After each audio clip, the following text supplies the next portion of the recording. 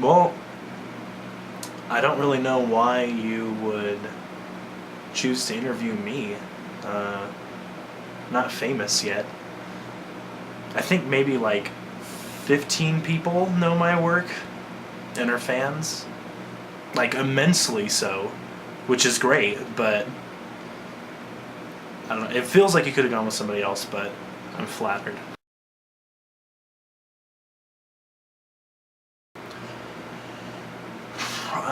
Tips on writing.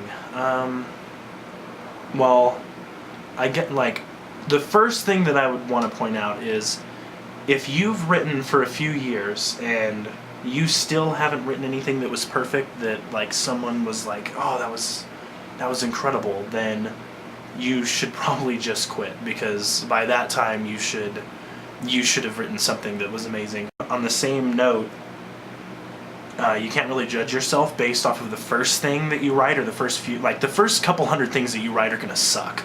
Like that's just how it goes. Like if I don't care. Like if you write something and you turn it in, like to your high school English teacher and you get like a good grade and she's, oh, it's good. What? That just means that you were better than the other, class full of idiots that can't write.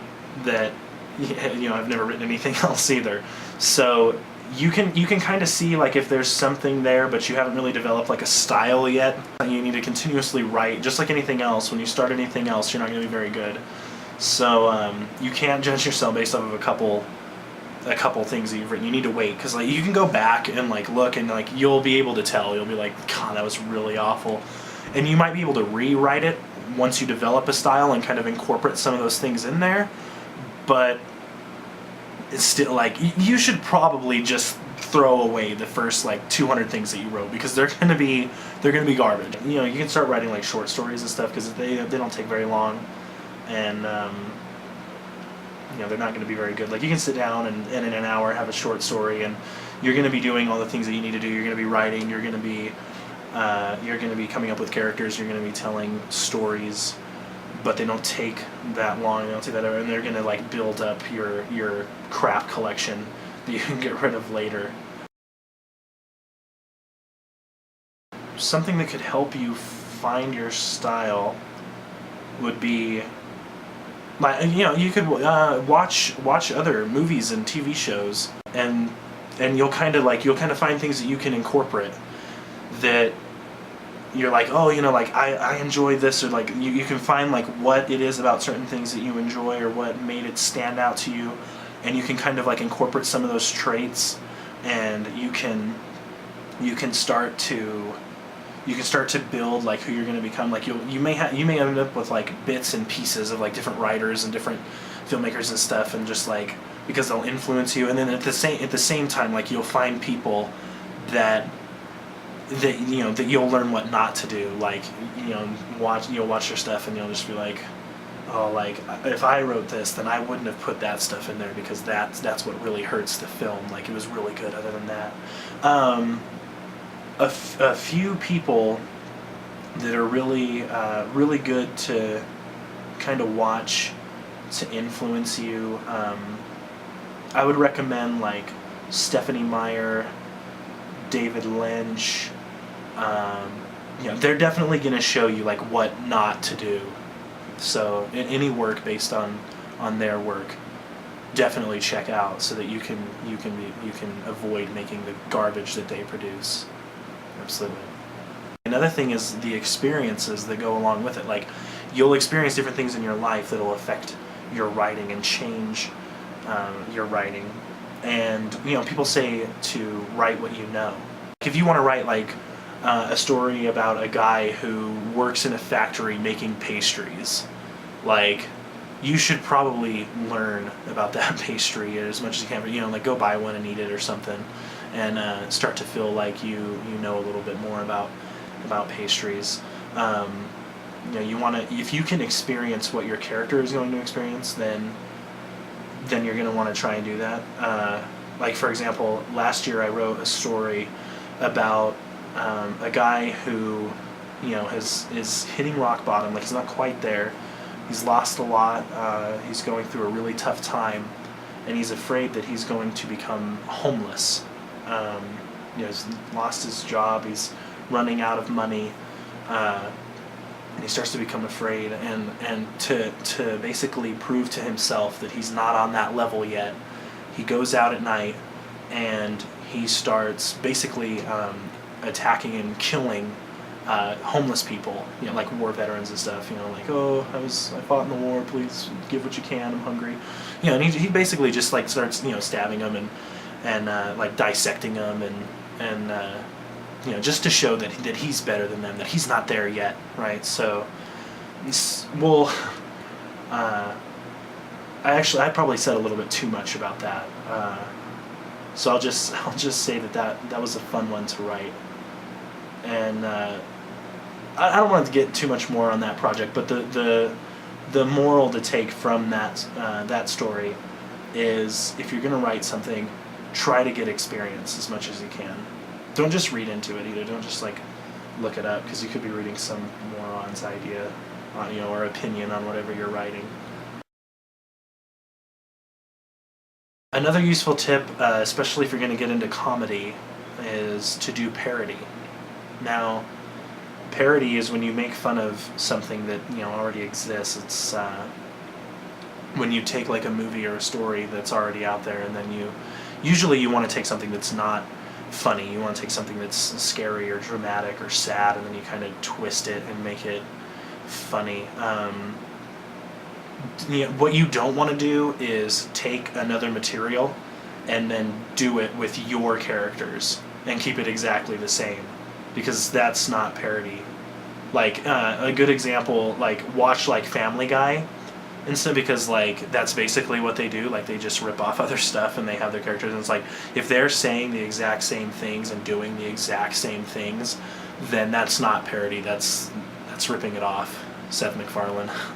So like definitely avoid that. Like you want to change it. Like you want to keep that story and maybe like the beats of that story, but you want to twist it and change it and make fun of it. Like the best parody is the stuff that, while you're telling that story and like you're telling the story that material told, if you can like satire that material, like you can like kind of point out like the flaws of that material, and kind of twist it and maneuver it into your own thing. Like if you've developed your style, like that's another thing that you can do. Like if you have like a twisted sense of humor and you're doing that story with like your warped humor, then a lot of people are going to realize that it's very different, and that it's the parody deserves to be a genre, like a recognized genre, as long as you aren't just doing the same thing with different characters.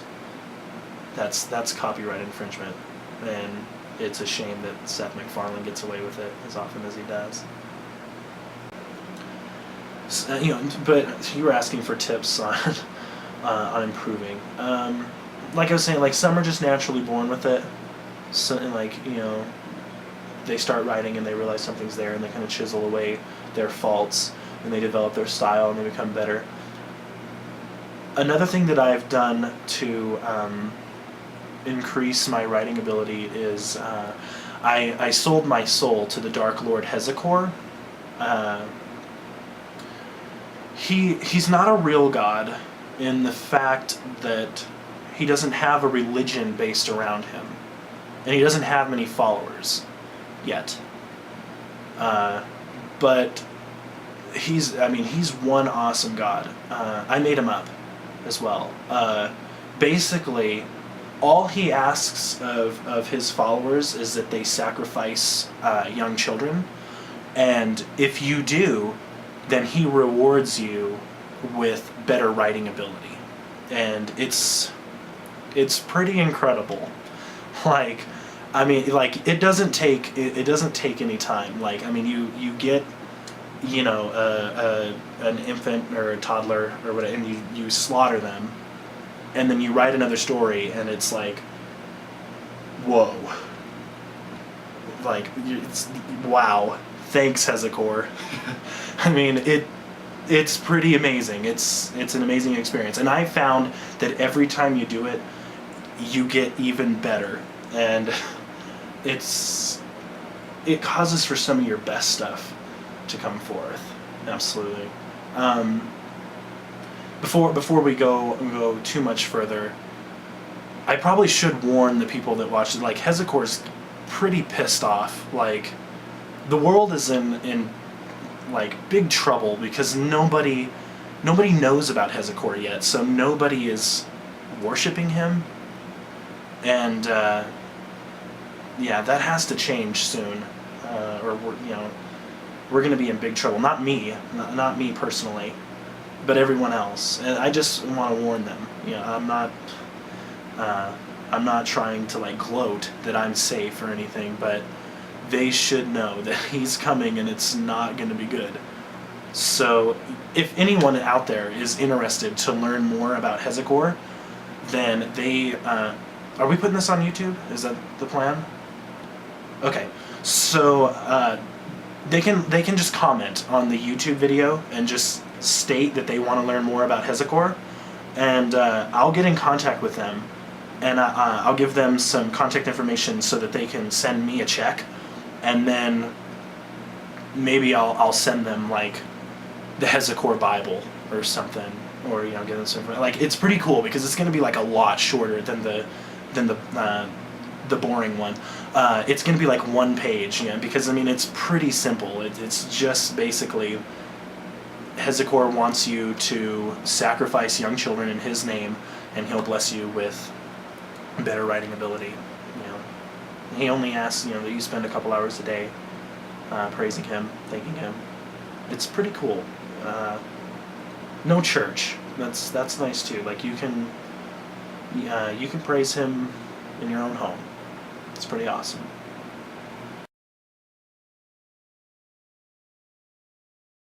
Anyone that has any interest in like film or television can tell you that it's all about connections.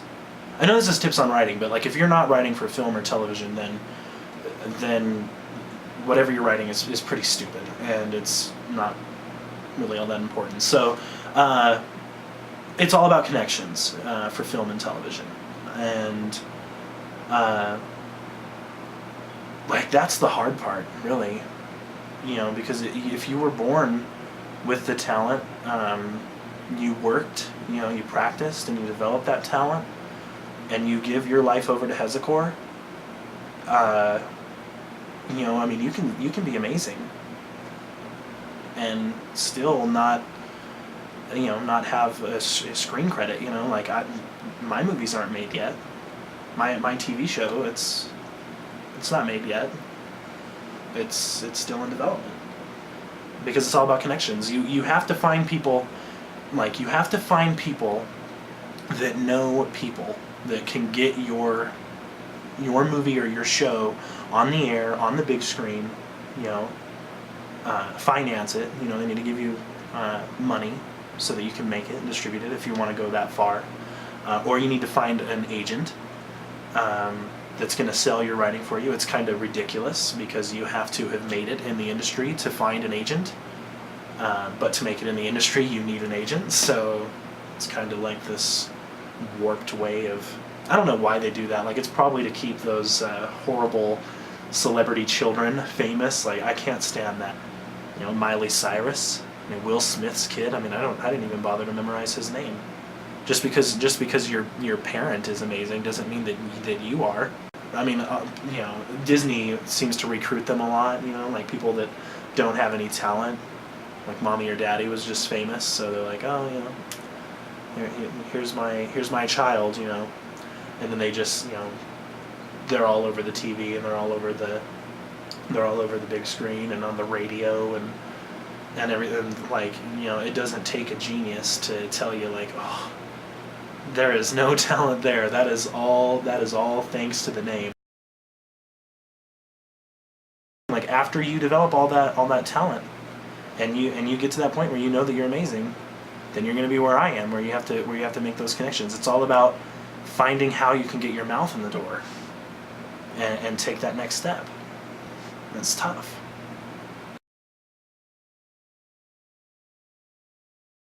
My next project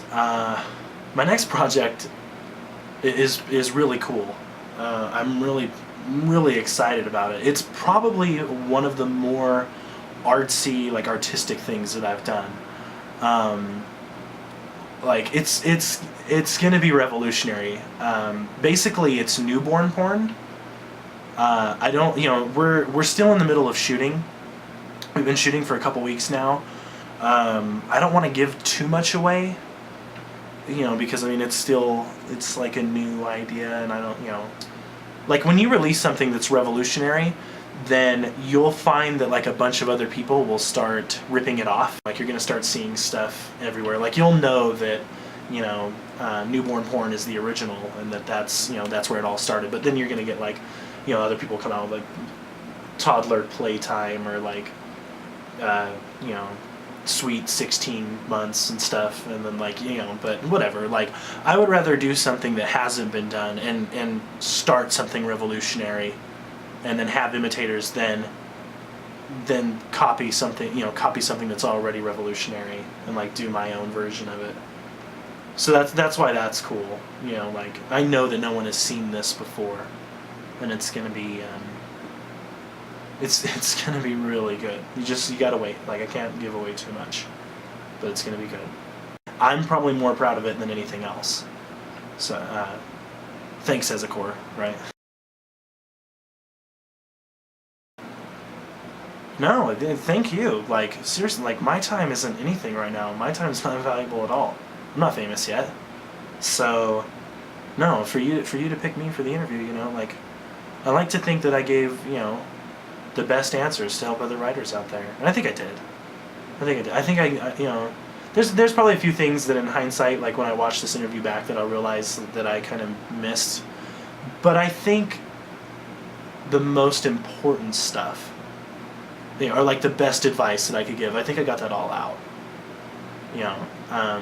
I think the things that are going to help new writers the most have been said.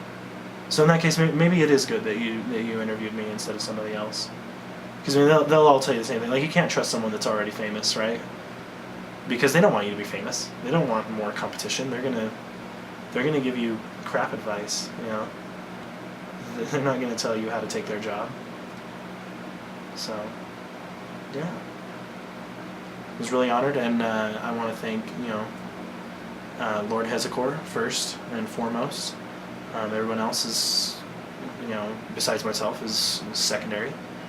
But like my 15, maybe 16 fans, you're pretty cool.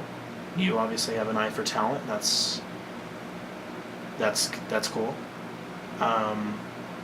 And I guess just anybody that feels inspired, because that was the whole point.